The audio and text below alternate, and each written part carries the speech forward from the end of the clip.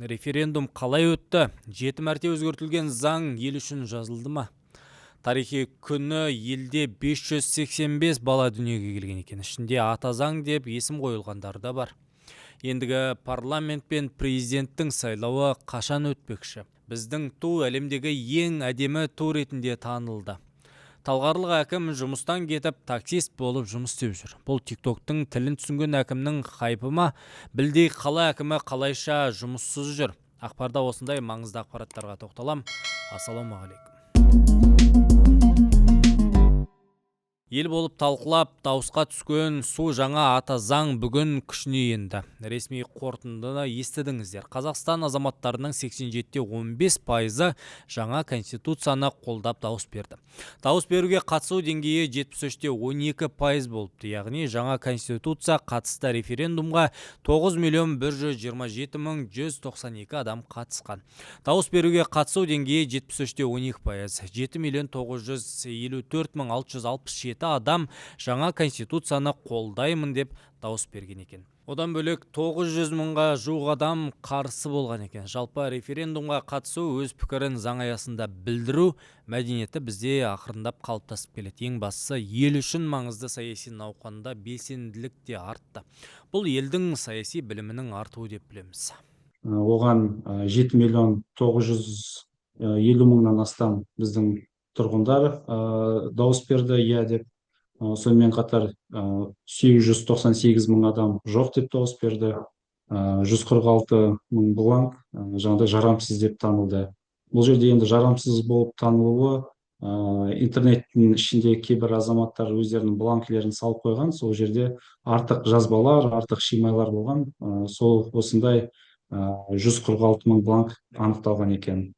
Енді жалпы референдумның болуы өте орынды деп санаймын. Өйткені мемлекет басшысы өзі осы президенттік лауазымға тағайындалғаннан кейін кез келген осы конституция болсын, қандай да бір конституцияға өзгерістер болсын, референдум арқылы өтеді деп басында айтқан. Референдум барлық елде де осылай өтеді. Өйткені кез келген заңдары ол өзге мемлекеттерде де жаңағыдай парламент қабылдайтын болса, осы конституцияға, ата заңға байланысты өзгерістер ол жақта да референдум арқылы қабылданады.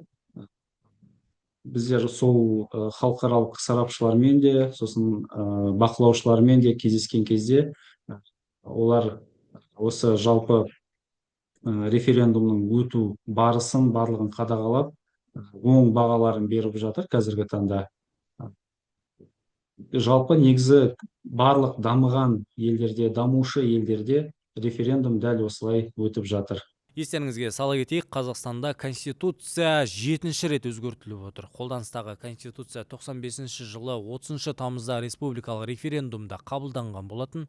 Содан бері 98-де бір өзгертілді, 2007, 2011, 2017-де, 2019-да және 2022 жылдары конституцияға өзгерістер енгізілген еді. Менің ойымша, құрметті көрермен, бұл құжат заңды күшіне енгені бір бөлек, сіз бен біз, атқарушы билік, заң шығаратын орган осы құжатқа бағынып, осы жазылған сызықпен жүретін болса ғана қасиетті кітаптай бағалы, қадірлі болады деген сөз.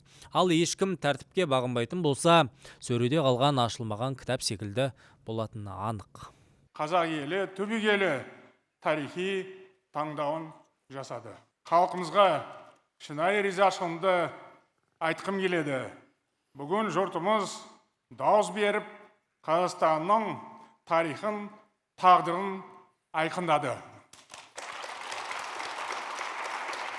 Бұл шешім дүниежүзі тарихында мәңгі сақталады.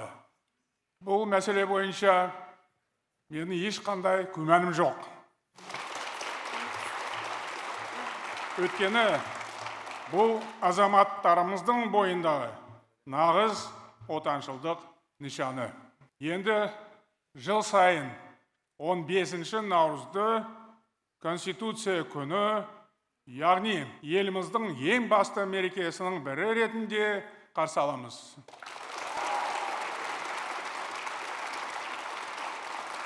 Сонда келесі жылы бұл дүйсенбі күні болады ғой. Жақсында. Аман болса бәріміз жиналып тойлаймыз. Себебі Қазақстан халқы жаңару мен жаңғыру үшін дауыс берді. Бұл біздің бәрімізге ортақ жетістік. Неде болса, биыл саяси науқан жылы болайын деп тұр. Конституция күшіне енген күннен бастап 2 айдан кейін жаңа парламент сайланады. Қазіргі палата депутаттары жазға дейін қызмет ете береді. Мемлекет басшысы Қасым-Жомарт Тоқаев референдумға белсене қатысқан жастармен әңгімелескен кезінде жазда парламент сайлауы өтетінін мәлімдеді. Бұл жастардың парламенті болуы қажет деп ойлаймын деп пікірін айтты Қасым-Жомарт Тоқаев. Жастардың парламенті дегеніміз жастардан құралады деген емес, жас ұрпақтың бүгіні мен ертеңі үшін маңызды заң қабылдайтын құрылтай болады деп түсінсе болады. Журналистер жаңа конституциялық реформаның билік транзитіне жол ашады деген сұрағына қатысты президент өзінің түсініктемесінде беріп өтті. Тоқаев вице-президент лауазымының не үшін қажет екендігін түсіндіріп, конституциялық реформаның негізгі мақсаты ел билігінің тұрақтылығын қамтамасыз ету екендігін баса айтты. Сондай-ақ ол журналистердің алдағы президент сайлауына дайындық ретінде реформа жасап жатыр деген күдігіне де жауап беріпті. Тоқаев атап өткендей, президент сайлауы жаңа конституцияға сәйкес өз мерзімінде, яғни 2029 жылы өтеді. Вице-президент лауазымы туралы әртүрлі әңгіме айтылып жүргенін білем. Шын мәнінде бірқатар шет мемлекетте вице-президент лауазымы бар. Кейбір сарапшылар Қазақстанда билік ішінде бәсеке өршіп, түрлі үрдістер жүреді, елге зиян келеді деген пікір білдіруде. Бұл мәселеде қоғамға зардап келетіндей қорқыныш жоқ. Вице-президент лауазымы біздің билік институттарын нығайтады. Келешекте бәрі айқын болады. Мемлекет басшысы ретінде бұл лауазымға жалпы бүкіл реформаға үлкен үміт артып отырмын. Сонымен қатар ол енді жыл сайын 15 наурыз Қазақстанның Конституция күні ретінде атап өтілетіндігін мәлімдеді. Енді наурыз айында мейрам көп, ұлыс мейрамы 10 күн атарына атап өтіледі. Көктемнің алғашқы күні басталатын мейрам айы ортасында Конституция күнімен толықтырылды. Көрісу күні тағы бар наурыз мейрамы, ал кешегі өткен референдумға кезек кем-кетігі де болған шығар ағайын. Көш жүре түзеледі деген сөз бар қазақта. Есте болса, бұл елде өткен бірінші референдум емес. Бұған дейін уақыт белдеуінің ауысуы, атом электростанциясын салуға қатысты маңызды дүниелер елдің даусына түскендігін жақсы білесіздер. Маңыздысы әр азамат өз таңдауын жасап, ел болашағына үлес қосты деп білеміз. 7-ші рет өзгерген жаңа заң дамушы әділетті мемлекет құрудағы жолымызға септігін тигізетіні анық. Біздің енді жаңа заңымыз бар. Спортшыларымыз бен дарынды жастарымыз болса, ел атын әлемге танытып жүр. Күні кеше ғана мемлекеттік рәміздеріміз Reddit қолданушылары Қазақстан туын әлемдегі ең әдемі ту ретінде таныды. Reddit'тегі Flags қауымдастығындағы ресми танылған барлық мемлекеттердің тулары арасында үздік ту таңдалыпты. Финалда Қазақстанның көгілдір туы Океаниядағы Кирибати мемлекетінің туынан басым түскен.